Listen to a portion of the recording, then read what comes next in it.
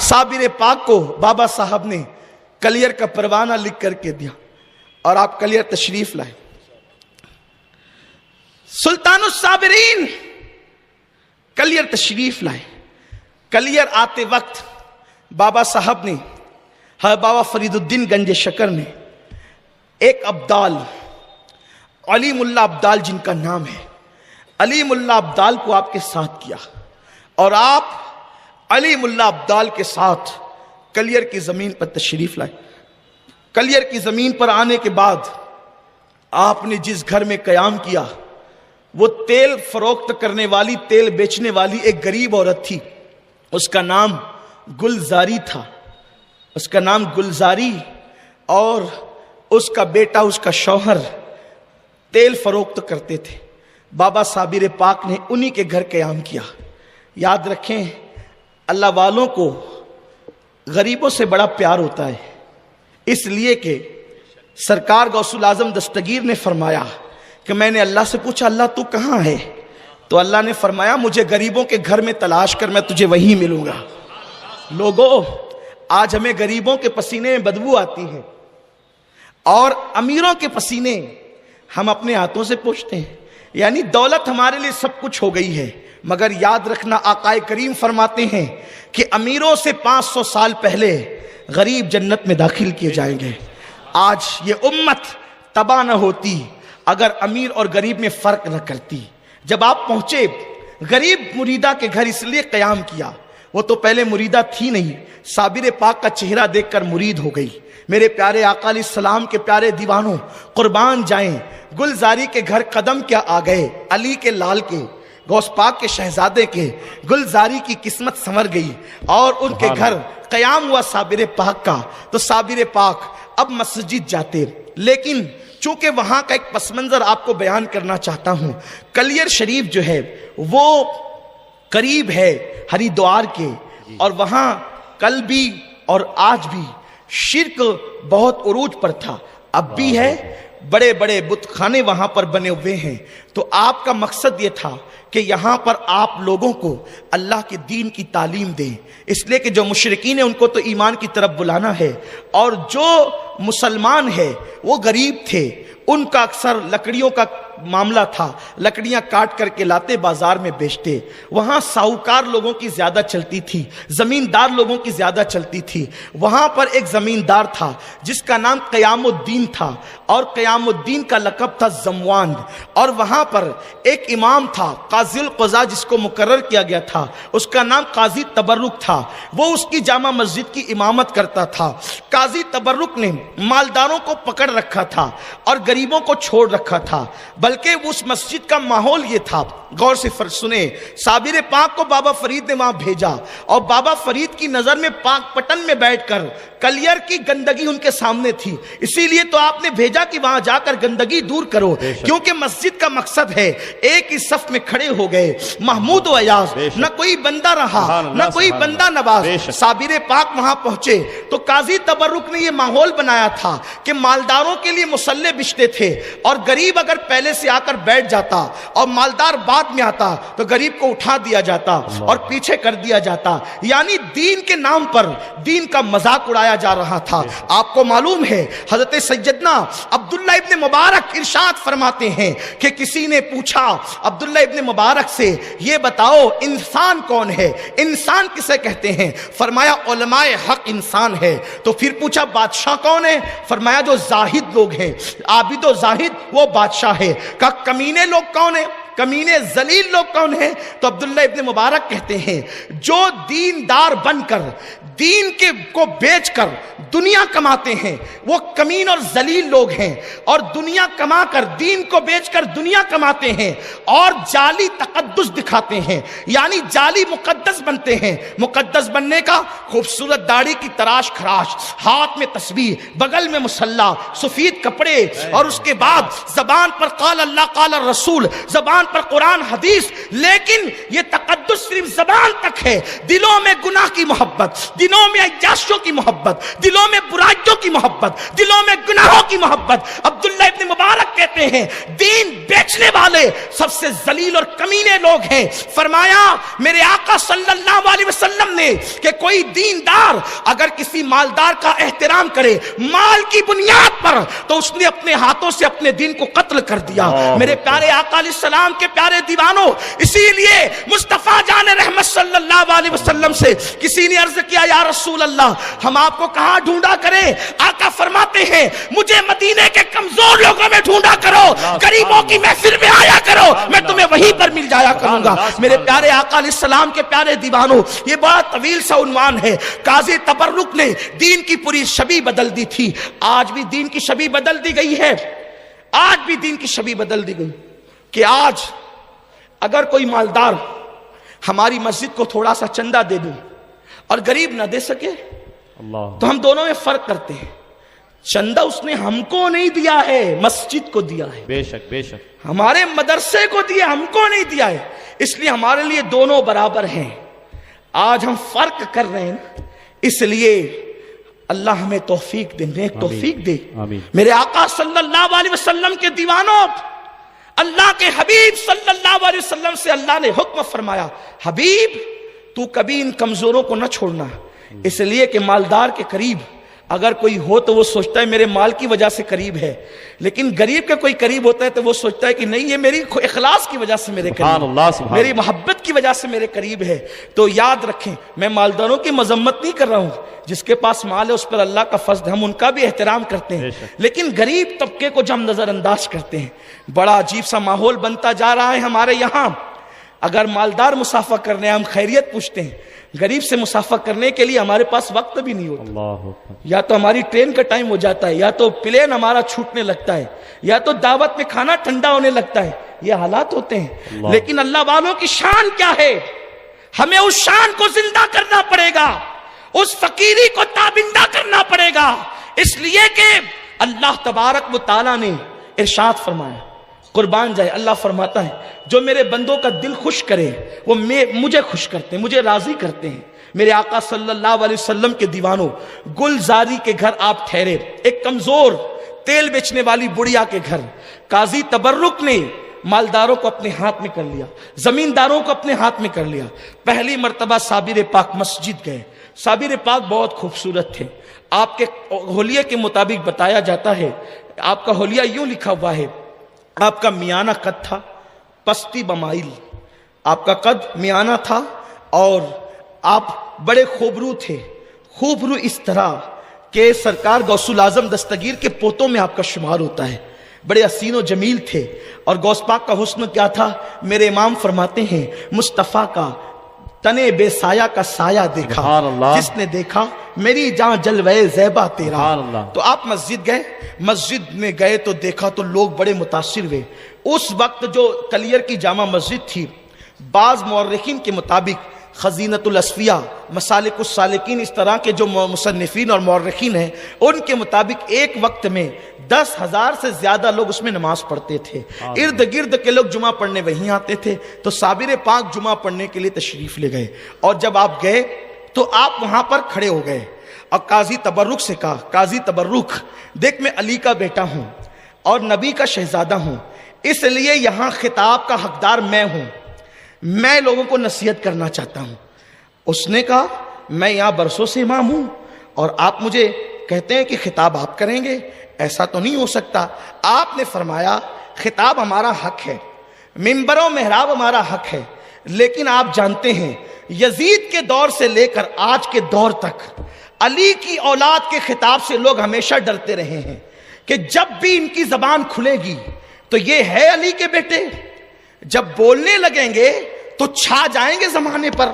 اسی لیے دمشق کے منبر پر بھی امام زین العابدین نے جب خطبہ شروع کیا، پہلے تو یزید نے ان کو تقریر کی اجازت نہیں دی، اور اگر بادل ناخواستہ پبلک کے اصرار پر اجازت دی. امام زین العابدین نے 2 حدیثیں اپنے نانا کی کیا پڑھی، اس لیے کہ جو علی و فاطمہ کی اولاد ہیں، دنیا کے سارے خطیبوں کو ایک طرف کھڑا کر دیں، اور جو فاطمہ وہ علی کا سچا اصلی خون ہے، ان کے پاس صحیفہ فاطمہ کا علم ہوتا ہے، جہاں تک لوگوں کی نظریں نہیں جاتی وہاں ان کے دل کا کنیکشن جاتا ہے۔ اس لیے دنیا میں وہ موتی جو کوئی نہیں لا سکتا، وہ علی جو فاطمہ کی اولاد لاتی ہے۔ اسی لیے تو غوث الاعظم دستگیر نے جب خطاب شروع کیا تو بغداد کے سارے خطیبوں کی محفلیں سوری پڑ گئی، عبد القادر جیلانی کی محفل میں 70,000 لوگ آنے لگے۔ لوگ پاگل ہیں، تقریر کا موقع دیں گے، انہیں پتا ہے کہ جس دن موقع مل گیا ہماری محفلیں سونی پڑ جائے گی، کیونکہ علی کی اولاد جب بولے گی، علی کا گھر بھی کیا گھر ہے کہ اس گھر کا ہر ایک بچہ جہاں پیدا ہوا شیر خدا معلوم ہوتا۔ نعرہ تکبیر، نعرہ رسالت، خاندان اہل بیت، نعرہ تکبیر، نعرہ رسالت، حضرت مولانا سید امین القادری صاحب قبلہ۔ پوری دنیا میں اس دور سے لے کر بنو امیہ سے لے کر آج تک پابندی کی کوشش ہے، پابندی کی کوشش ہے، کیونکہ جب امام زین العابدین نے بولنا شروع کیا تو بے نمازی یزید کو بھی نماز یاد آ گئی۔ بے نمازی یزید، بھائی نماز کا وقت ہو گیا، اذان دو، اذان دو۔ امام زین العابدین ایک اذان ہوئی تو اس کا جی نہیں بھرا کہ اس کی آواز تو غالب ہے، یہ تو بڑا چلا کر بولتا ہے، اس کی آواز تو زین العابدین کی آواز تو غالب ہے، کہیں یہ دل نہ پھاڑ دے لوگوں کے۔ تو ایک اذان ہوئی، شروع کی، اس پہ دل، دوسرے کا تو بھی دے، تیسروں کا تو بھی دے، چوتھے کا تو بھی دے، پانچ لوگوں کو کھڑا کر دیا، اذان ہونے لگی۔ اذان کا تو ادب کرنا تھا نا، نبی کا شہزادہ عمل نہ کرتا تو کون کرتا۔ امام زین العابدین چپ ہو گئے، جب چپ ہوئے نا منبر سے نیچے آ گئے، کہا تو نے وعدہ خلافی کی، کہا کہ کیسے کرتا، وفا کیسے کرتا، اس لیے کہ جس کی طبیعت میں جفا وفا کیسے کرتا، نہیں کروانا تھا۔ تو 5 اذانیں دلوائی، لیکن منبر سے آپ اتر گئے جب اشہد ان محمد رسول اللہ آیا تو امام زین العابدین نے کہا ہمیں چپ کرانے والے، منبر پہ قبضہ کرنے والے، محراب کو غصب کرنے والے، یہ محمد تیرے باپ کا نام ہے کہ سیدوں کے باپ کا نام ہے؟ سبحان اللہ، سبحان اللہ، سبحان اللہ، یہ تیرے باپ کا نام ہے کہ سیدوں کے باپ کا نام ہے؟ ارے تم پابندیاں لگا کر بھی مجبور ہو کہ سیدوں کے نانا کا نام جب تک اذان میں نہ آئے تمہاری اذان مکمل نہیں ہوتی، اور جب تک نماز میں آل محمد پہ درود نہ پڑے تمہاری نماز مکمل نہیں۔ سبحان اللہ، سبحان اللہ، سبحان اللہ، حق ہے، سبحان اللہ۔ قاضی تبرک نے کہا آپ کو خطاب کرنے نہیں دوں گا، تو حضرت نے فرمایا کہ ٹھیک ہے مرضی تیری، لیکن بیٹھتے بیٹھتے آپ نے 2 جملے کہہ دیے، اور ان 2 جملوں کا اثر یہ ہوا صابر پاک کا۔ اٹھا کے تاریخ دیکھیں آپ یہ نہیں سمجھے میں ہوا میں گرے لگا رہا ہوں، میری عادت ہی نہیں ہے یہ، آپ اٹھا کر تاریخ دیکھیں 2 جملے کیا کہے ہیں، پوری مسجد کے آنکھوں میں آنسو آ گئے۔ تبرک صاحب بہت دنوں سے تبرک بانٹ رہے تھے لیکن دل پر کوئی اثر ہی نہیں ہو رہا تھا، لیکن خون رسول نے کیا بولا تو دلوں کے تار چھیڑ دیے، اس لیے کہ یہ وہ نغمہ ہے جو ہر سانس پہ گایا نہیں جاتا۔ اصل میں نغمے کا کمال نہیں ہوتا، اور آپ کو سمجھانے کے لیے کہوں، نہ نغمے کا کمال ہے نہ ساز کا کمال ہے، کمال تو ان انگلیوں کا ہے جو چلتی ہے تب وہاں سے آواز نکلتی ہے، یہ وہ نغمہ ہے جو ہر ساز پہ گایا نہیں جاتا، اس لیے کہ جب تک کہ دل سے بات نہیں نکلتی تو دل پہ اثر نہیں کرتی، اور دل اہل دل کے پاس ہوتا ہے، اور دل جب اہل دل کے پاس ہوتا ہے، قربان جائیں جن کی رگوں میں رسول اللہ کا خون ہو، پھر ان کے دل کی کیفیت کیا ہوگی۔ ابھی بھی اللہ اکبر، رسول اللہ کا خون ہمارے درمیان بے فضل ہی تعالیٰ پوری کائنات میں موجود ہے، اللہ ان کی برکتیں ہمیں نصیب فرمائے۔ تو قاضی تبرک 2-4 جملے کہے، مجمع کی آنکھ میں آنسو آ گئے۔ قاضی تبرک نے کہا آپ کون ہیں، کون ہیں آپ نے فرمایا میں علی کا بیٹا ہوں۔ آپ نے عبد القادر جیلانی کا نام سنا، ان کا بیٹا عبد الوہاب جیلانی، ان کا بیٹا عبد الرحیم عبد السلام جیلانی، ان کا بیٹا علی احمد جیلانی ہوں میں۔ سبحان اللہ۔ مجھے صابر کہتے ہیں میرے ماموں، میرے پیر۔ وہ کہا ہم آپ کو نہیں جانتے، آپ کون ہیں، ہم آپ کو نہیں جانتے، آپ جائیے اپنا کام کیجیے، ہمیں اپنا کام کرنے۔ فرمایا کہ میرے پیر نے بھیجا ہے، اور یہ جو تو نے ڈکٹیٹرشپ کا قانون شروع کیا نا یہ ختم کرنے آیا ہو، ختم کر دوں گا، اس لیے کہ میں اسی لیے آیا ہوں۔ قاضی صاحب نے کہا ہم آپ کی چلنے نہیں دیں گے۔ فرمایا ٹھیک ہے، فرمایا آپ کو نماز بھی پڑھنے نہیں دوں گا۔ نبی کے شہزادے کو نبی کی مسجد میں نماز کی اجازت نہیں۔ اللہ۔ چور پڑے، ڈاکو پڑے، لٹیرے پڑے، زانی پڑے، شرابی پڑے، نبی کے شہزادوں کو اجازت۔ سب کے لیے جگہ ہے، نبی کے شہزادوں کے لیے جگہ نہیں۔ یہی کسی کا نام یزیدیت نہیں تو پھر اور کیا ہے؟ جی جی بے شک۔ یزیدیت روپ بدلتی ہے، نام بدلتی ہے، لیکن اس کی حقیقت نہیں بدلتی۔ جی۔ یزیدیت کا مختصر تعارف یہ ہے جو سیدوں کا دشمن ہوگا وہ یزید ہوگا وقت کا، اور اس سے بڑھ کر کیا ہے؟ بے شک۔ اصطلاح اسی کا نام ہے، اس لیے کہ اگر آل حسین زندہ ہے بے شک۔ خون رسول کی بنیاد پر، تو آل یزید بھی موجود ہیں بغض اہل بیت کی بنیاد پر۔ بے شک، بے شک۔ اور جب تک ایمان قرار نہیں پا سکتا جب تک آل محمد کی محبت نہ ہو، کیونکہ حضور کی محبت ایسے تھوڑی مل جاتی ہے، جب تک آل کی محبت نہ ہو رسول پاک کی محبت نہیں ملتی۔ نکال دی گئے مسجد سے، لوگ بیان کرتے ہیں صابر پاک نے مسجد گرا دی، نہیں، بہت غلط ہے یہ۔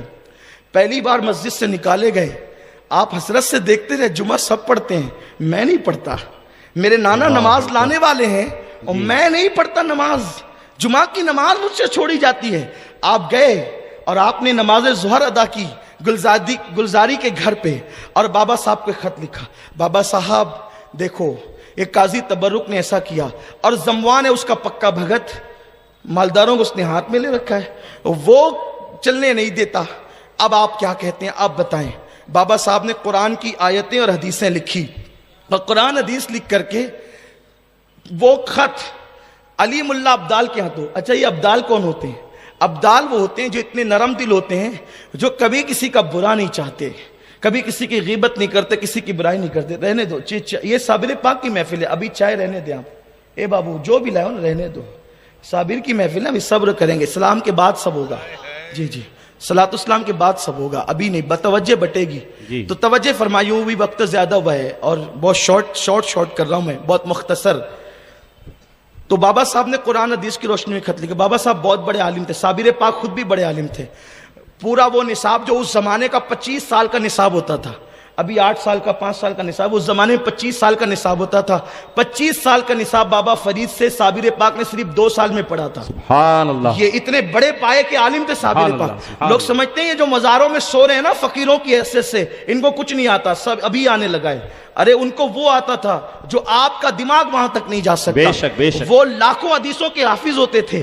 اگر صابر پاک کے علم دین پر، ان کی فقہی بصارت پر، علم حدیث پہ گفتگو کی جائے تو اس کے لیے ایک ایسا مجمع چاہیے جو اہل علم ہو، ورنہ آپ کو بہت مشکل لگے گا، آپ کہے گا سید صاحب نے کیا چھیڑ دیا۔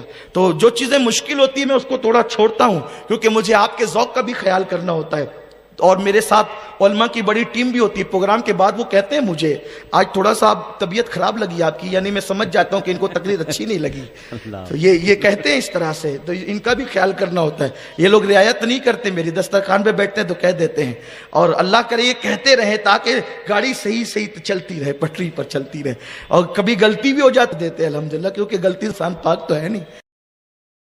اللہ تبارک و تعالی ہمارے علماء کو سلامت رکھے، انہیں باکرامت رکھے، انہیں عروج و سربلندی عطا فرمائے۔ تو عرض کر رہا تھا، بابا صاحب نے خط لکھا، دیکھو صابر حق پر ہے اور صابر کی اطاعت کرو، اللہ کا نیک بندہ ہے، اس کے مرتبے میں جانتا ہوں تم نہیں جانتے۔ اور جب وہ خط علی ملا ابدال لے کر کے، علی ملا ابدال فجر میں نکلتے تھے، زہر میں واپس پاک پٹن سے آ جاتے تھے، اتنا لمبا سفر۔ علی ملا ابدال، اتنی طاقت اللہ نے ان کو دی تھی، اور اس کا بڑا ثبوت ہے۔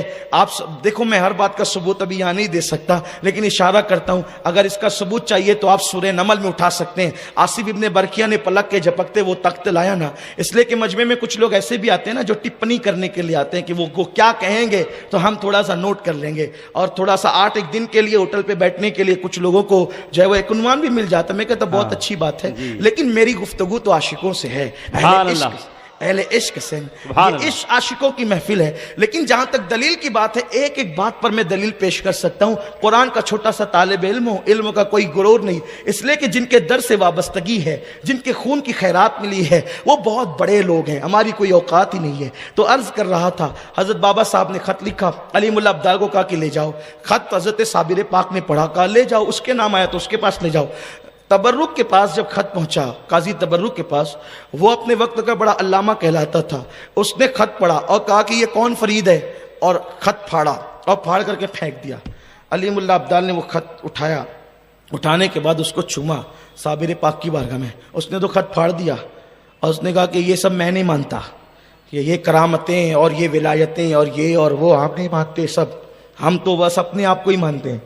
دنیا میں کچھ لوگ ہوتے ہیں نا، وہ اپنے آپ کے سوا کسی کو مانتے ہی نہیں ہیں۔ یہ بڑی خطرناک مخلوق ہے جو کسی کو نہیں مانتے، اور یہ بڑے بدترین لوگ ہوتے ہیں، اس لیے کہ ان کی تباہی ان کا مقدر بن جاتی ہے۔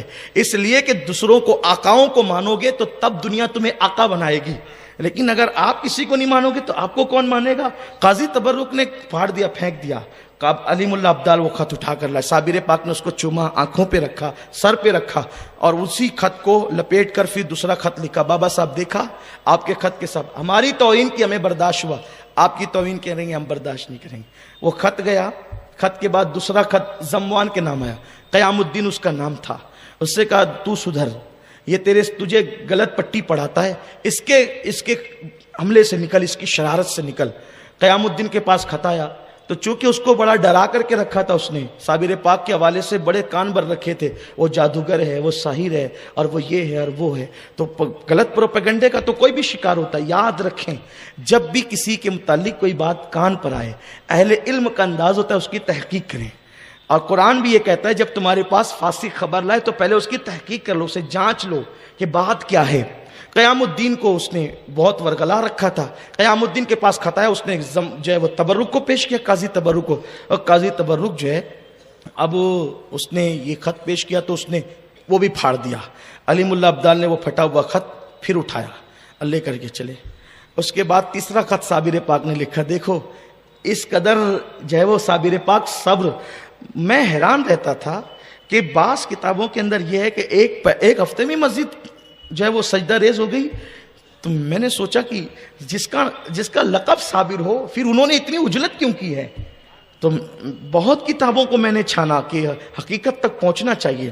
بچپنے سے یہی سنتے آ رہے ہیں کہ پہلی ہی نشست میں مسجد سو گئی، ایسا تو نہیں ہونا چاہیے، اس لیے کہ روایتوں کو درایتوں پر بھی پرکھنا پڑتا ہے نا۔ تو اتنا لمبا عرصہ گزرا ہے اس کے اندر، بعض مورخین نے لکھا یہ سب ہوتے ہوتے تقریباً جو ہے وہ 6 ہفتے کا عرصہ گزرا، بعض کہتے ہیں 11 مہینے کا عرصہ گزرا، تقریباً 1 سال گزرا اس کے اندر، بہرحال جو بھی ہو۔ تو اس کے بعد تیسرا خط بابا صاحب کے پاس لکھا، تو بابا صاحب نے اس میں ایک جملہ لکھا، کلیئر میں نے تجھے سونپ دیا اور وہ تیری بکری ہے۔ جملہ دیکھے بابا صاحب کا، بابا فرید کا جملہ، کلیئر تیری بکری ہے، چاہے تو اس کا گوشت کھا، چاہے تو اس کا دودھ پی، یہ جملہ فرمایا۔ قربان جائیں کیا ادیبانہ انداز ہے، صوفیاء کرام کو اللہ نے کیا علم دیا ہے، کلیئر تیری بکری ہے، یا گوشت کھا یا دودھ پی۔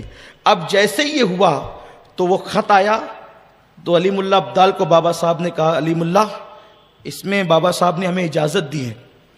صابر پاک نے فرمایا، اور جیسے ہی آپ نے جو وہ زمین کو دیکھا غصے سے صابر پاک نے، تو 3 زلزلے آئے کلیئر کی زمین پہ، تو چونکہ وہ جو قیام الدین تھا وہ ڈر گیا، اور اس نے تبرک قاضی کو بلا کے کہا، دیکھ یہ صابر علی احمد کو ستانے کا نتیجہ ہے، توبہ کر لیتے ہیں، چل کر ان کو منا لیتے ہیں۔ اس نے کہا یہ جادو ہے، اس کی کوئی اوقات نہیں ہے، میرے پاس ایک عورت ہے، دیکھ رہے ہیں آپ کتنی شرافت اس مولوی کی، کہ میرے پاس ایک عورت ہے وہ جادوگر ہے، اور وہ تجھے 3 نہیں بلکہ 11 مرتبہ زمین ہلا کر بتا سکتی ہے۔ بلوایا اس عورت کو، اور بلا کر کے اس نے زمین پر کچھ انتر منتر پڑھے، تو زمین اس کو ہلتی ہوئی نظر آئی۔ دیکھو کرامت میں، معجزے میں اور جادو میں فرق یہ ہوتا ہے، کرامت سے زمین ہلائی جا سکتی ہے لیکن جادو سے زمین ہلائی نہیں جا سکتی، تو پھر ہلتی کیسے ہے زمین؟ آنکھوں پہ اثر کیا جاتا ہے، جادو آنکھوں پہ کیا جاتا ہے، تو زمین ہلتی ہوئی نظر آتی ہے۔ یہی ہے، میں نے پہلے بھی اس کا ذکر کیا میلاد النبی کے جلسے میں کسی اجتماع میں، کہ وہ جو سانپ بنا نہیں سکتے تھے، رسی کو کوئی سانپ نہیں بنا سکتا جادوگر، بلکہ وہ رسی کو نہیں آنکھوں پر جادو کرتے تھے، تو رسیاں لوگوں کو سانپ نظر آتی تھی، تو یہ آنکھوں پر جادو ہوتا ہے، زمین اور آسمان پہ جادو نہیں ہو سکتا۔ تو میرے آقا صلی اللہ علیہ وسلم کے دیوانوں، وہ عورت نے قیام الدین کی آنکھوں پہ جادو کر دیا، اس کو 11 مرتبہ زمین ہلتی ہوئی نظر آئی، وہ بے فکر ہو گیا۔ اسی میں جمعہ کا دن آیا، جمعہ کے دن حضرت صابر پاک مسجد پھر گئے، کیونکہ آپ جمعہ پڑھنا چاہتے تھے۔ اب گئے تو پہلی صف میں بیٹھے، اس کے بعد قاضی تبرک کے آدمی آ کے کہتے ہیں یہاں سے اٹھو، آپ کی جگہ نہیں ہے، یہاں قاضی صاحب کی جگہ، قاضی تبرک یہاں بیٹھے گا۔ فرمایا کہ ہم فقیر لوگ ہیں، پہلے سے آئے ہیں اور اللہ کے گھر میں بیٹھے ہیں، کسی کا گھر تو ہے نہیں یہ، اور آپ ہمیں یہاں سے اٹھاتے ہیں؟ تو کہا کچھ نہیں، آپ اٹھیے۔ تو آپ اٹھے اور دوسری صف میں گئے، دوسری صف میں گئے، دوسری صف سے اٹھنے کے بعد آپ تیسری صف میں گئے، تیسری صف والوں نے بھی اٹھا دیا، یہ ہماری جگہ ہے، آپ چوتھی صف میں گئے۔ یہ آپ کے ساتھ ہوا ہے، کسی صف میں بیٹھنے نہیں دیا گیا۔ حالانکہ اس سے پہلے ایک واقعہ اور ہوا تھا، وہ بڑا مشہور ہے، میں اس کا صرف اشارہ دیتا ہوں، اس سے پہلے بیان کر چکا۔ مسجد میں حضرت صابر پاک کو قیام الدین نے کہا تھا کہ اگر آپ اللہ کے ولی ہیں، برگزیدہ بندے ہیں، تو میری بکری 3 مہینے سے گم ہے، وہ ہے کہاں، آپ اس کا ذکر کریں۔ آپ نے 27 لوگوں کو کھڑا کیا مسجد میں سے، وہ جو نمازی تھے نا، وہ نمازی جو بکری چرا لے گئے تھے، 27 لوگوں کو کھڑا کیا، کہا انہوں نے چوری کی ہے۔ کہا علی احمد ہم پہ الزام نہ لگاؤ، یہ کیسی بات آپ کرتے ہیں کہ ہم نے چوری کی، ہم نمازی لوگ ہیں۔ آپ نے فرمایا قیام الدین تیری بکری کا کوئی نام ہے؟ اس نے کہا ہاں ہے۔ فرمایا نام لے کے پکار، سبحان اللہ، بکری کا نام لے کے پکار۔ 3 مہینے ہو گئے بکری چوری ہوئے، لوگ کھا کے ہضم کر گئے، پاخانہ کر گئے، اور صابر پاک نے تو اس کا نام لے کے پکار۔ تو جیسے ہی بکری کا نام لے کے پکارا، 27 لوگوں کے پیٹ سے یوں آواز آئی، مجھے ان لوگوں نے ذبح کیا، اس نے یہاں لے جا کر کے بھون کے کھایا، اس نے وہاں لے جا کر سالن بنا کے کھایا، اس نے وہاں لے جا کر کے اس انداز میں کھایا۔ ساری تفصیلات بکری بتا رہی ہے۔ اب اگر کوئی صابری بنتا ہے کہ ہم بھی صابر پاک کے سلسلے کے ہیں، تو وہ یہ تو عقیدہ رکھے کہ صابر تو بکری سے بھی بلوا لیتے ہیں، بے شک، اور وہ بھی کس بکری سے جو پیٹ میں جا کر کے گھل کر کے پاخانہ بن کر نکل چکی ہے۔ جب صابر کے بلوانے کی یہ شان ہے تو صابر پاک کے نانا کی شان کا عالم کیا ہو؟ سبحان اللہ، سبحان اللہ۔ چشتی صابری کہلانے سے کام نہیں چلے گا۔ بے شک، بے شک۔ عرض کر رہا تھا کہ حضرت صابر پاک رحمت اللہ تعالی علیہ نے بکری، قیام الدین کا بکری کو آواز لگا، اس نے بکری کو آواز لگائی، بکری نے پکار کر کے کہا، تو قیام الدین متاثر ہو گیا۔ جب متاثر ہوا تو اس نے کہا قاضی تبرک سے، قاضی صاحب یہ تو اللہ کا ولی، کہا نہیں نہیں یہ بھی جادو ہے، یہ بھی جادو ہے، یہ نہیں مان۔ آپ غور فرمائیں، جس کی وہ آپ مالیگاؤں کی زبان میں کہتے ہیں جس کی کھجا کر آتی ہے پھر وہ کبھی نہیں مانتا۔ نہیں یہ ہنسنے کی بات نہیں ہے، یہ سچی بات عرض کر رہا ہوں کہ ہاں، تو بڑی عجیب سی چیز ہے، یہ بڑی خطرناک سی چیز ہے۔ اور پھر اس کے بعد پہلی صف سے دوسری، دوسری سے تیسری، تیسری سے چوتھی، چوتھی سے پانچویں، اور جب قاضی صاحب جو ہے خطبہ دے کر کے جب نماز انہوں نے شروع کی، تو نماز شروع کی تو صابر پاک بڑی حسرت سے دیکھتے رہے، ہائے میرا جمعہ، پھر جمعہ جاتا ہے، اس لیے کہ جمعہ کتنی اہم نماز ہے، پھر جمعہ جاتا ہے۔ تو ہونا تو یہ چاہیے تھا کہ صابر پاک کو آگے کر دیتا، خود پیچھے ہو جاتا۔ آج صابر پاک کے ساتھ اس کا بھی ذکر ہوتا، میں بھی ذکر کروں گا کن کا ذکر ہوتا ہے صابر پاک کے ساتھ۔ صابر پاک کے ساتھ ایک فاختہ کا بھی ذکر ہوتا ہے، وہ فاختہ ایک چھوٹی سی فاختہ سمجھتے ہیں نا، وہ چھوٹی سی چڑیا ہوتی ہے، اس کا بھی ذکر ہوتا ہے فاختہ کا۔ کیوں ہوتا ہے بھی عرض کروں گا اختصار میں، اور گفتگو ختم کروں گا، ہے نا، ختم، ٹائم بھی ہو گیا ہے، لیکن آپ میری طرف توجہ رکھیں، جب تک میں نہ کہوں اٹھنا نہیں، صابر پاک کے نام پہ بیٹھ۔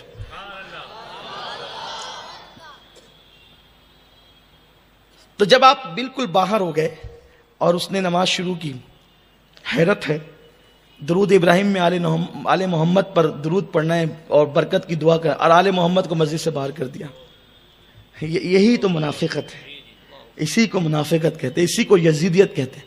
آپ زینے پہ کھڑے ہوئے اور جب زینے سے نیچے اترے، مسجد کو دیکھتے رہے، بڑی خوبصورت سی مسجد تھی، بڑی مسجد تھی، وقت کے بادشاہ نے بنایا تھا۔ لوگ کہتے ہیں اس کو سلطان شمس الدین التمش کی بنائی ہوئی تھی، بعض لوگ کہتے ہیں ناصر الدین کی بنائی تھی، جس کی بھی بنائی تھی، لیکن بڑی خوبصورت مسجد تھی وہ۔ جب وہ رکوع کرنے لگے تو صابر پاک نے کہا، مسجد سب رکوع میں گئے اور تو کیوں کھڑی ہوئی ہے، تیرا قیام کیوں ہے؟ جب سب رکوع کرتے ہیں تو تیرا قیام کیوں، تو بھی رکوع کر۔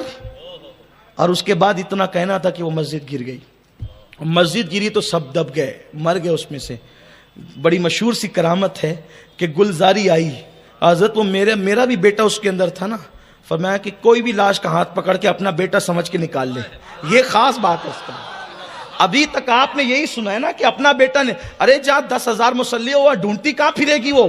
تو صابر پاک نے اپنی ماننے والی کو یہ بھی تکلیف نہیں دی کہ بیٹا ڈھونڈنا ہے. حادثے میں لوگ لاشیں ڈھونڈتے ہیں، حادثے میں لوگ لاشیں ڈھونڈتے ہیں. لوگ کہتے ہیں گھر سے نکلو تو پتہ جیب میں رکھ کر نکلو. حادثے چہرے بھی بدل دیتے ہیں، اور بدل نہیں دیتے، وہ تو جیب کا پتہ بھی جلا دیتے ہیں. حادثے ایسے ہوتے ہیں کہ جیب کا پتہ بھی جلا دیتے ہیں. لیکن صابر پاک کے پاس گلزاری آئی، اور آنے کے بعد کا حضرات مسجد تو گری، سب دفن ہو گئے بغیر کفن کے. آل محمد اور اہل بیت کے گستاخوں کو کفن بھی نہیں ملتا.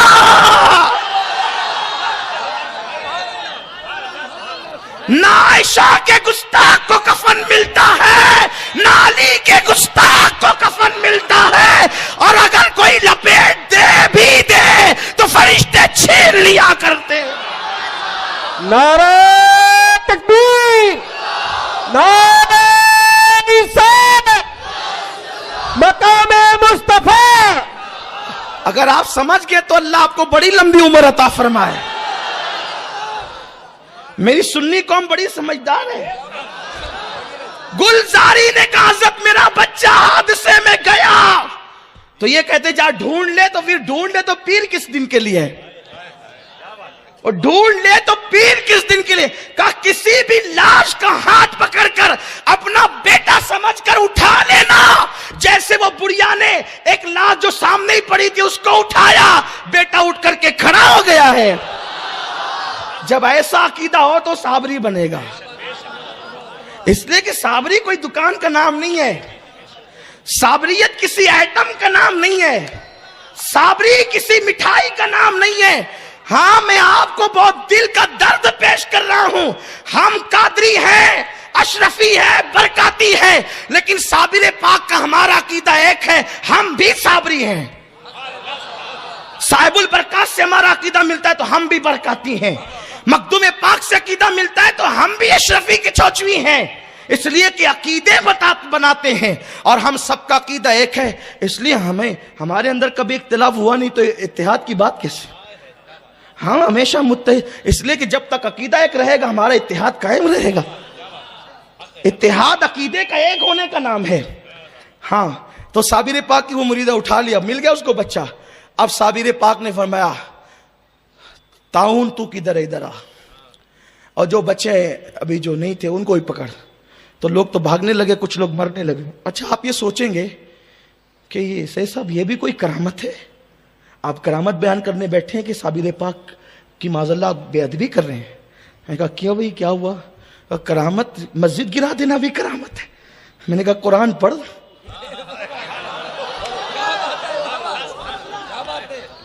قرآن سے ہٹ کے کہوں تو مجھے مار ڈال، اس لیے کہ وہ خطیب جینے کا اس کا حق ہی نہیں ہے جو قرآن کے خلاف بات کرے. 11واں پارہ پڑھ، سورۃ التوبہ پڑھ. اللہ نے محبوب سے کہا حبیب گرا مسجد. حبیب تو مسجد بنانے آئے تھے، حبیب مسجد بنانے آئے تھے. اللہ حبیب سے کہہ رہا محبوب اس مسجد میں جانا نہیں. اگر یہ آیت قرآن میں نہیں ہے، اللہ کی عزت کی قسم کھا کے کہتا ہوں کبھی مالیگاؤں میں تقریر نہیں، مالیگاؤں میں کیا پوری زندگی کبھی کچھ نہیں کہوں گا. لیکن اگر یہ قرآن میں ہے تو پھر صابر پر الزام کیوں ہے کہ انہوں نے مسجد گرائی؟ ارے جب رسول اللہ نے گرائی تو صابر پاک نے گرا کے کون سا جرم کیا؟ تو اب آپ کہیں گے پھر کون سی مسجدیں سنبھالی جاتی ہے؟ جو مسجد کا ممبر نبی اور آل نبی کا وفادار ہو وہ مسجدیں اللہ کا گھر ہے. اور جس ممبر سے نبی اور آل نبی کی بے ادبی ہو، پھر جو صابر پاک نے کیا ہے، جو قرآن نے فرمایا ہے، قرآن جو کہتا ہے اللہ اکبر اللہ یعوذ باللہ، کتنی بڑی بات کہی ہے قرآن نے. کوئی قرآن اٹھا کے پڑھے، قرآن اٹھا کر کے اللہ اکبر. سیریس لو اس بات کو، غور تو کرو. قرآن نے کہا جس مسجد میں اسلام اور پیغمبر اسلام کے خلاف منصوبے بنے، قرآن کہتا ہے حبیب اس کو توڑ.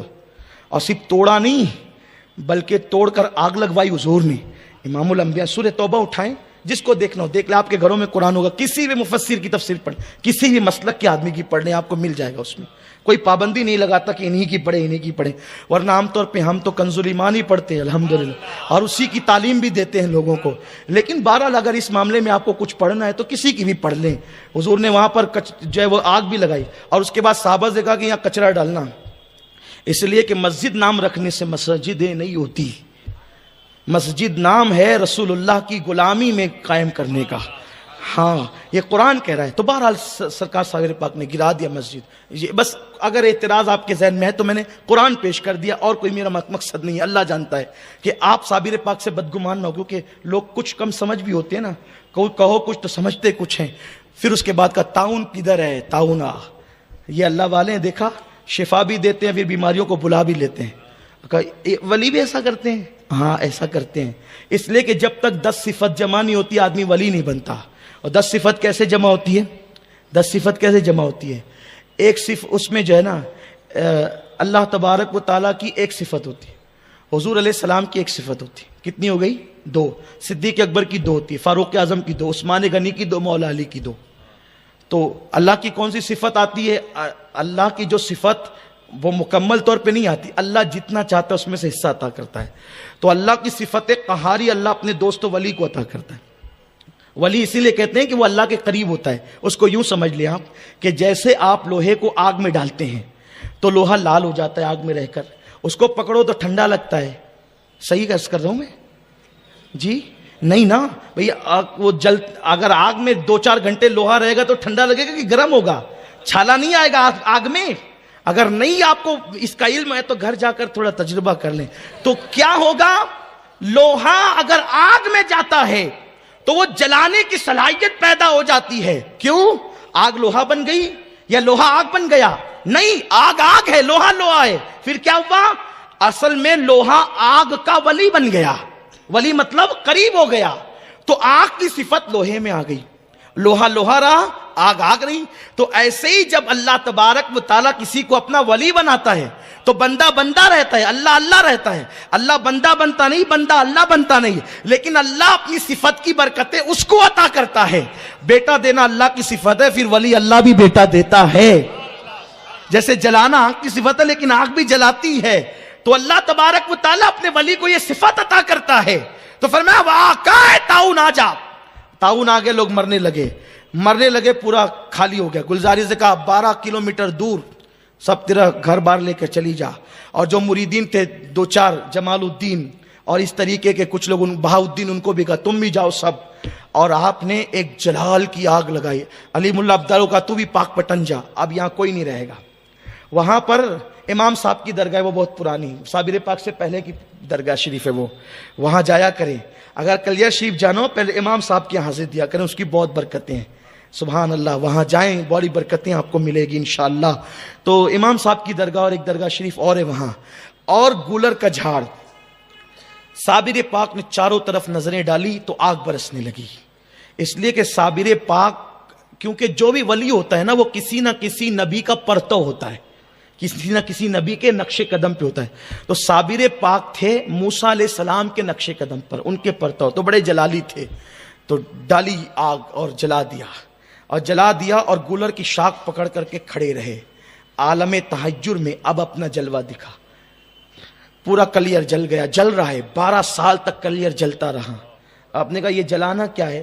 اور تور جلتا ہے تب تجلی نظر آتی ہے نا, وہاں تور جل رہا تھا, یہاں پورا کلیئر جل رہا تھا. یہ شان موسوی دکھا رہے ہیں, وہ موسیٰ نہیں بن گئے, نبی نہیں بن گئے, شان موسوی دکھا رہے ہیں. دیکھ لو آج موسیٰ کے پرتو کی تجلیاں. اور 12 سال تک صابر پاک گولر کی شاخ پکڑ کے کھڑے رہے, اور 12 سال تک وہ فاختہ صابر پاک کے سر کے اوپر جو گولر کا درخت تھا, اس نے صابر پاک کی صحبت نہیں چھوڑی. وہ وہیں بھوکی پیاسی 12 سال تک بیٹھی رہی. وہ فاختہ بھی نہیں جلی, وہ سلامت رہی. اور فاختہ کی عمر کتنی ہوتی ہے, لیکن 12 سال اللہ نے اس کی بھی عمر کر دی اور اس سے زیادہ عمر کر دی. اور قدرت بتا رہی ہے اگر فاختہ میرے ولی کی وفادار بن جائے تو ہم اتنی بڑی آگ میں بھی جو ہے اس کی حفاظت کیا کرتے ہیں. انسانوں تم وفادار ہو جاؤ تو ہم جہنم کی آگ میں تمہیں کیسے جلائیں گے. صابر پاک 12 سال تک عالم تحجر استغراق میں، اور 12 سال تک نہ کچھ کھایا نہ کچھ پیا. یہ ہے میرے صابر پاک کی کرامت اور عظیم کرامت. بابا صاحب بہت فکر مند تھے، کیا کریں کیا کریں. جب 12 سال ہو گئے، پورا کلیر جل کر خاکستر ہو گیا، نہ کوئی درخت بچا، نہ کوئی گھر بچا، نہ کوئی مکان، سب جل گیا. تو صابر پاک رحمت اللہ، جو 2 مزارات تھے، وہ مزار گولر کا درخت اور جس سے آپ گولر کی شاخ پکڑے تھے اور وہ فاختہ، یہ چیزیں محفوظ رہی. 12 سال ہوئے تو بابا صاحب کی آنکھوں میں آنسو آ گئے. میرا صابر 12 سال سے کھڑا ہے. لوگوں، یہ عشق یہ ہے. عشق کی آگ لگتی ہے نا تو یہ مرتبے ملتے ہیں. 12 سال آپ کو ایسا لگے گا 12 سال تک کوئی کھڑا رہ سکتا ہے؟ بس میں تو یہ کہتا ہوں، یہ عشق کو کوئی پھل نہیں ہے نا، جو یا عشق کو کوئی بتانے کی چیز نہیں ہے نا. اور آپ کو پتہ ہے، جو آگ میں جب تک نہ جلا ہو اس کو آگ میں جلنے کی کیفیت کیا معلوم ہوگی؟ اس کے لیے تو آگ کی کیفیت کے لیے آگ میں جلنا پڑے گا. تو لوگوں کو عشق عشق عشق کی بات لوگوں نے بہت کی ہے، لیکن اصل جو عشق خدا و رسول ہے، یہ وہ آگ ہے جب اس کے مزے میں انسان چھلانگے لگاتا ہے تو راتوں کی نیند اڑ جاتی ہے، کھانے سے تعلق ٹوٹ جاتا ہے، لوگوں سے تعلق ٹوٹ جاتا ہے، پھر وہ اللہ ہی اللہ میں مست ہو جاتا ہے. یہ زبانی اللہ اللہ جو کرتے ہیں، یہ کوئی یعنی کہ آپ کو کوئی کسی بڑی منزل پہ نہیں پہنچانا. زبان پہ اللہ ہے اور دل میں گناہوں کے بت ہیں، گناہوں کی محبت ہے، اس سے کچھ نہیں ملنا ہے. جب تک زبان کے ساتھ دل اللہ اللہ نہ کہے اور اس میں آگ نہ لگے. اصل چیز ہے التقویٰ ہاں ہونا، تقویٰ یہاں ہے. ہم نے ظاہر سنوارا. کل بھی یہی بات میں نے کی تھی. صوفی ملت نے جو پروگرام کل منعقد کیا تھا کہ صوفیہ اللہ والے اولیاء اللہ باطن کو بدلتے ہیں، ہم پوری توجہ اپنے ظاہر پر کرتے. تو بابا صاحب نے ایک دن تقریر کی اپنے مریدوں کے سامنے کہ میرا صابر 12 سال سے کھڑا ہے، کوئی ہے اس کو بٹھانے والا؟ تو سب حضرت صابر پاک کو جانتے تھے کہ صابر پاک وہ ذات ہے کہ ہر آدمی وہاں دم نہیں مار سکتا. کیونکہ بابا صاحب کے بیٹے نے، چھوٹے سے 1 سال کا بچہ تھا، صابر پاک کے حجرے کی طرف پیشاب کر دیا تھا اور اس کا انتقال ہو گیا تھا. بابا صاحب کی اولاد 3 اولادیں مری ہے صابر پاک کے جلال سے. ایک جو 1 سال کا بچہ، دوسرا ایک جوان بیٹا جنہوں نے بغیر اجازت کے لنگر تقسیم کیا تھا، اور تیسرا بی بی شریفہ جن کے ساتھ حضرت صابر پاک کا نکاح ہوا تھا. لوگ اس پر بڑی وہ کرتے ہیں کہ یہ بیوی کو کیسے جلا دیا، وہ بیوی کو کیسے جلائے. یہ بھی ایک الگ سا عنوان ہے. انشاءاللہ کبھی اس پر قرآن حدیث کی روشنی میں آپ سے کبھی بات کروں گا انشاءاللہ. اور بس آج ایک حدیث پیش کرتا ہوں. جب کوئی بیوی کو اندھا کر سکتا ہے تو کوئی بیوی کو جلا بھی سکتا ہے اللہ کے عشق میں. کیسے؟ حضرت موسیٰ علیہ السلام، بات موسیٰ علیہ السلام کی کروں گا اور حدیث سے کروں گا. موسیٰ علیہ السلام جب طور پر تجلی باری کا جو جلوہ 70,000 پردے کے پیچھوں سے دیکھا تو گویش ہو کے زمین پہ آئے اور چہرے پہ نقاب ڈال کے گھومتے تھے. ایک مرتبہ آپ کی بیوی صفورہ نے کہا کہ حضرت اللہ کا جلوہ آپ کے چہرے سے ظاہر ہوتا ہے، ذرا دکھائیں نا. کہا اندھی ہو جائے گی. کہا پھر پوری زندگی کیسے گزرے گی؟ تو انہوں نے عرض کیا کہ نہیں، میں ایک آنکھ سے دیکھتی ہوں اور ایک آنکھ زندگی کے لیے رکھتی ہوں. ایک آنکھ سے دیکھا، پردہ ہٹایا. جب پردہ ہٹایا تو دیکھا تھوڑی دیر اور نابینا ہو گئی. یہ کہا جی نہیں بھرا، ایک بار اور دکھائے نا. تو کہا ایک آنکھ تو گئی. تو کہا دوسری سے دیکھوں گی. یہ دوسری آنکھ سے دیکھا، تھوڑی دیر دیکھا تو بھی نابینا ہو گئی. دونوں آنکھیں گئی تو رونے لگی. حضرت موسیٰ نے کہا تھا میں نے پہلے ہی کہا تھا اندھی ہو جائے گی، اب کیوں روتی ہے؟ کہ رونا اس پر نہیں کہ اندھی ہو گئی، رونا اس پر ہے کہ 2 ہی آنکھیں اللہ نے دی. کاش کہ وہ 1000 آنکھیں دیتا تو مولا کا جلوہ دیکھتے دیکھتے 1000 آنکھیں قربان کر دی. اب یہاں ایک نکتہ اور سنیں. موسیٰ 70,000 پردے کے پیچھے سے، موسیٰ 70,000 پردے کے پیچھے سے ایک تجلی دیکھیں تو چہرے پہ نقاب ڈال کے گھومنا پڑتا ہے، ورنہ بیوی بھی دیکھتی ہے تو اندھی ہو جاتی ہے، نابینا ہو جاتی ہے. یا رسول اللہ آپ نے تو اللہ کو دیکھا، آپ نے تو اللہ کو دیکھا، لوگ آپ کو دیکھ کر اندھے کیوں نہیں ہوتے؟ تو میرے رسول کے جوار سے جواب آئے گا، او اندھو عقل کے، میں بے پردہ ہی کب تھا، میں بے پردہ ہی کب تھا. موسیٰ نے تو کپڑے کے پردے ڈالے تھے، میرے اللہ نے مجھ پر اپنی غیرت کے 70,000 پردے ڈالے ہیں. اس لیے کوئی نہیں جلتا، کوئی نہیں نابینا ہوتا. ورنہ وہ اگر جلوہ کریں کون تماشائی ہو، ایک جھلک دیکھنے کی تاب نہیں عالم کو، وہ اگر جلوہ کرے کون تماشائی ہو. تو المختصر حضرت صابر پاک کے حوالے سے بابا صاحب نے کہا کون میرے صابر کو بٹھائے گا؟ تو جتنے لوگ تھے کسی کی ہمت نہیں ہوئی. ایک نوجوان لڑکا تھا, وہ بھی مولا علی کی اولاد میں سے تھا, میرے مولا کی. یاد رکھیں یہ ہمت علی کا گھر بھی کیا گھر ہے کہ اس گھر کا ہر ایک بچہ جہاں پیدا ہوا شیر خدا معلوم ہوتا. وہ بابا فرید سے مرید ہونے کے لیے ترک سے آیا تھا, ٹرکی تھا وہ بچہ. اس مقدس شہزادے کا نام شمس الدین ترک تھا. پانی پتی تو بعد میں ہوئے, پانی پت جانے کے بعد, ورنہ وہ ترک تھے. وہ بابا صاحب سے کہتے حضرت میں مرید ہونا چاہتا ہوں. بابا صاحب نے کہا تیرا حصہ میرے پاس نہیں ہے. یہ بابا صاحب کہتے تھے تیرا حصہ میرے پاس نہیں ہے, اللہ اکبر, تجھے کہیں اور جانا ہوگا. تو وہ بہرحال وہ رکا ہوا تھا وہ بچہ. جب بابا صاحب نے کہا کون جا کے صابر کو بٹھائے گا, تو انہوں نے سوچا کہ اگر میں نوکری کروں ان کی, ہو سکتا ہے پیار آ جائے اور مجھے مرید کر لے. کہا حضرت میں جاؤں گا. تو لوگوں نے اس کو حیرت سے دیکھا. تو بابا صاحب نے تیل دم کر کے دیا شمس الدین ترک کو, یہ تیل لے کر کے جاؤ, یہ کام آئے گا تم کو. اور جانا تو سامنے نہیں جانا ورنہ جل جائے گا, سامنے نہیں جانا ورنہ جل جائے گا, پیچھے ہی رہنا. اور اب کسی طرح بٹھانا اب یہ تیرا کام ہے, یہ تیری ذہانت پر ہے, تو کیسے بٹھائے گا. علی ملا عبدال کے ساتھ بھیجا, فجر میں چلے, زور میں پہنچے. یہ پیچھے سے گئے. شمس الدین ترک بہت بڑے عالم تھے اور ترکی لہجے میں قرآن پڑھنا جانتے تھے. انہوں نے پیچھے کھڑے ہو کر قرآن کی آیتیں پڑھنی شروع کی. دیر تک قرآن پڑھتے رہے. قرآن ہے, اللہ کی کتاب ہے. کیا کہنے قرآن کے, قرآن جیسی کوئی کتاب ہو ہی نہیں سکتی, اللہ کا کلام ہے. جب پڑھا تو صابر پاک عالم تحیر سے, استغراق سے ہوش کی کیفیت میں آ کہ کون ہے پیچھے قرآن پڑھتا ہے, آگے پڑھ. تو اس کے بعد وہ آگے نہیں آ, کیونکہ بابا صاحب نے کہا تھا. بائیں ہٹ گئے اور قرآن پڑھنے لگے.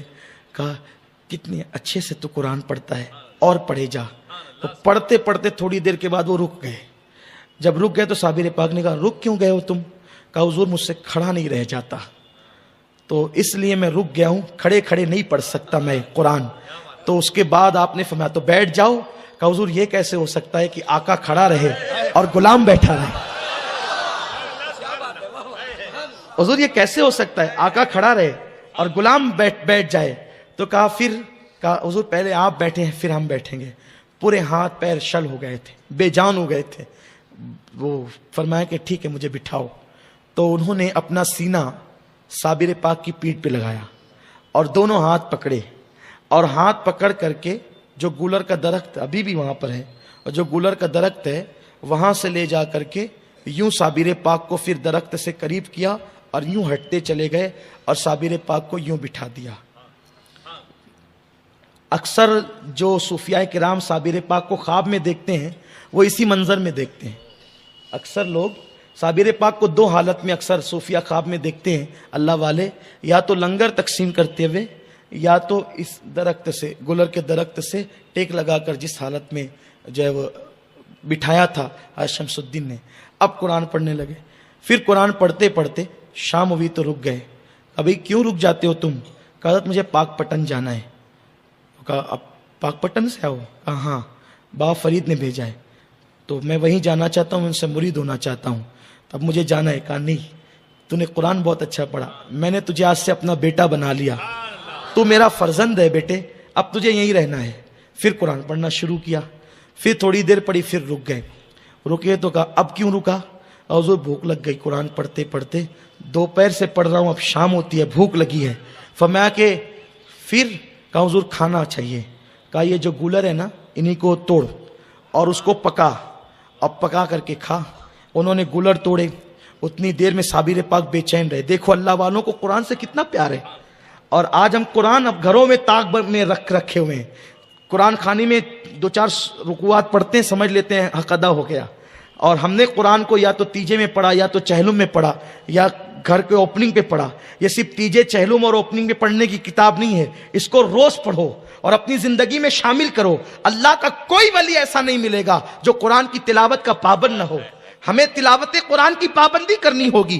ڈاکٹر اقبال نے کتنی پیاری بات کہی ہے, جب لوگ مرتے ہیں آقا فرماتے ہیں مرنے والوں کے بعد جن کو سکرات کی تکلیف ہو قرآن پڑھا کرو. جب تم قرآن پڑھو گے تو اس کی موت آسان ہو جائے گی. ڈاکٹر صاحب کہتے ہیں لوگوں تم نے قرآن سے تو مرنا سیکھا, لیکن قرآن سے تم نے جینا نہیں سیکھا. ارے جس قرآن کی برکت سے اللہ موت کی تکلیف کو آسان کر دیتا ہے, کیا اس قرآن کی برکت سے اللہ زندگی کی تکلیفوں کو آسان نہیں کر سکتا؟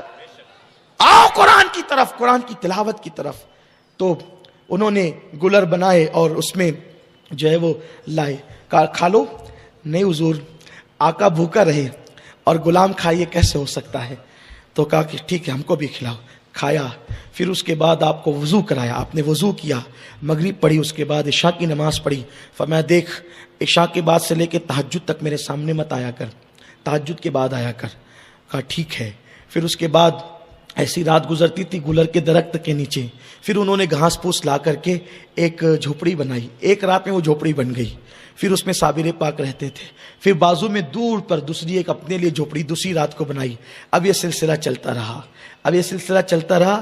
اب یہ سلسلہ آئندہ سال بیان ہوگا، لیکن اب اینڈ جو بیان کر رہا ہوں، اختتام جو سلسلہ چلتا رہا، مجھے یاد دلائیے گا انشاءاللہ. تو ہم تو ہر سال یہ محفل کرتے ہیں، لیکن اینڈ جو جس پر کرنا چاہتا ہوں، برکت، اب حصول برکت کے لیے صابر پاک نے بڑی تربیت کی. شمس الدین ترک کی مرید کیا، خلافت دی، اور اس کے بعد کہا کہ تو اب جا، اور اب تو یہاں نہیں رہنا، اب میں یہیں اکیلا رہوں گا، اور جب میرا انتقال ہو جائے گا جب تجھے واپس آنا ہے. کہا حضور آپ کا انتقال ہوگا مجھے کیسے پتہ چلے گا؟ فرمایا کہ اس دن تجھ سے کرامت کا ظہور ہوگا، تو اس دن سمجھ لینا کہ میں دنیا سے کوچ کر گیا. یہ گئے اور فوج میں نوکری کرنے لگے، بھرتی ہو گئے. بڑا مشہور سا واقعہ، اس کی طرف نہیں جانا. جو آپ کی بڑی کرامت ہے وہ یہ ہے کہ آپ جب فوج میں گئے تو آپ کا کام یہ تھا کہ جو فوج کا امیر تھا، سپہ سالار تھا، اس کو وضو کا پانی گرم کر کے دینا یہ آپ کی ڈیوٹی تھی. وہ ایک بندہ آتا تھا، وہ پانی گرما کر لے کر جاتا تھا، وہ دے دیتے تھے. اور بڑی سردی تھی جو ہے وہ دلی اور اس طرف کے علاقے میں، تو سب لوگ گرم پانی سے وضو کرتے تھے. تو جو پانی گرم لینے کے لیے آنے والا نوکر تھا، اس نے دیکھا کہ حضرت شمس الدین ترک جو ہے وہ ٹھنڈے پانی سے وضو کر رہے ہیں، دریا سے وضو کر رہے ہیں. اتنا ٹھنڈا دریا. لیکن جب وہ گیا تو اس نے کیا دیکھا کہ جہاں سے شمس الدین وضو کر رہے تھے پورا دریا ٹھنڈا ہے، لیکن جہاں سے وضو کر رہے وہ پانی گرم ہے. تو اس کو بڑی حیرت ہوئی. اس نے کیا کیا، دوسرے دن جب حضرت شمس الدین ترک پانی پتی نے وضو کیا تو اس نے لکڑی سے آگ جلا کر کے پانی گرم نہیں کیا، وہیں سے اٹھا کر کے لے گیا، سپہ سالار کو دے دیا. اور سپہ سالار نے کہا او تو جلدی آ گیا. کہا کہ جلدی آنے کی وجہ یہ ہے کہ آگ پر پانی گرم نہیں کیا، حضرت شمس الدین جہاں سے وضو کرتے ہیں وہاں سے لایا. کہا اچھا. کہا وہ جتنی دیر میں وضو کرتے ہیں جتنی دور میں اتنی دور کا پانی گرم ہوتا ہے. یہ اللہ والوں کی شان ہے. من کان للہ کان اللہ لہ. سنیو، آپ نے کسی اندھے بہرے کا دامن نہیں پکڑا ہے، آپ نے کسی جو ہے وہ اللہ اکبر اپنی مرضی سے کسی کا دامن نہیں تھاما ہے، بلکہ اللہ ہمیں ان آقاؤں کا دامن ملا ہے کہ جو آنکھیں بن کر بھی پوری دنیا کی سیر کرتے ہیں. اللہ نے ہمیں ہمارا مقدر کیا رکھا، کیسے کیسے اولیاء اللہ نے ہمیں عطا فرمائے. حضرت شمس الدین ترک پانی پتی کی یہ کرامت ظاہر ہو گئی. اور اس کے بعد پھر وہ بڑا مشہور سا واقعہ آپ نے سنا ہوگا کہ چراغ آندھیوں کی زد پر بھی جلتا رہا، آپ تلاوت کرتے رہے. تو بادشاہ نے کہا کہ آپ دعا کریں قلعہ عامر کا فتح ہو جائے. آپ نے دعا کی اور کہا کہ میں نے جتنے دن نوکری کی وہ پیسے دے دو. وہ پیسے لیے. اور ایک خاص بات آپ کے علم کے لیے بتاؤں، صابر پاک کا جو کفن تھا وہ آپ کی وصیت تھی کہ میرا کفن بھی صابری رنگ کا ہوگا. جو زعفرانی رنگ ہوتا ہے نا، جو وہ سفید رنگ کے کفن میں آپ کو نہیں دفنایا گیا، بلکہ آپ کی وصیت تھی. اب اللہ والوں کے راز اللہ ہی جانے. اب اس پر جو وہ گفتگو آپ نے کرنی ہے وہ آپ کی مرضی ہے. تو وہ کفن آپ نے خریدا اور آپ نے گھی لیا اور روا لیا اور شکر لی وہاں سے اور لے کر کے آپ چلے اور کفن بھی لیا. یہ روا گھی کیوں لیا تھا؟ یہ آپ نے اپنے مرشد کے وصال کے بعد فاتحہ کے لیے لیا تھا. یعنی وہ لوگ بھی فاتحہ کے قائل تھے. یہ کتابوں کے اندر بالکل واضح طور پہ لکھا ہوا ہے. صابر پاک کی حیات جن لوگوں نے لکھی ہے انہوں نے واضح طور پہ لکھا ہے. اور جب یہ چلے تو سوچا کہ پیر صاحب کا تو وصال ہو گیا. ایک ٹھوکر لگی، گرے، اور جب آنکھ کھلی تو یہ پیر و مرشید کے حجرے کے پاس موجود تھے، جو جھوپڑی انہوں نے بنائی تھی. پیر و مرشید اکیلے ہیں اور جو وہ لاش اقدس رکھا ہوا ہے. پیر صاحب نے کہا تھا مجھے ہاتھ نہیں لگانا وصال کے بعد، بس تو سوچنا. تو پانی گرے گا، کفن رکھ دینا، کفن اپنے آپ پہنایا جائے گا اور قبر میں بھی میں اپنے آپ ہی رکھا جاؤں گا. یہ صابریت ہے، یہ صابریت ہے. ٹھیک ہے.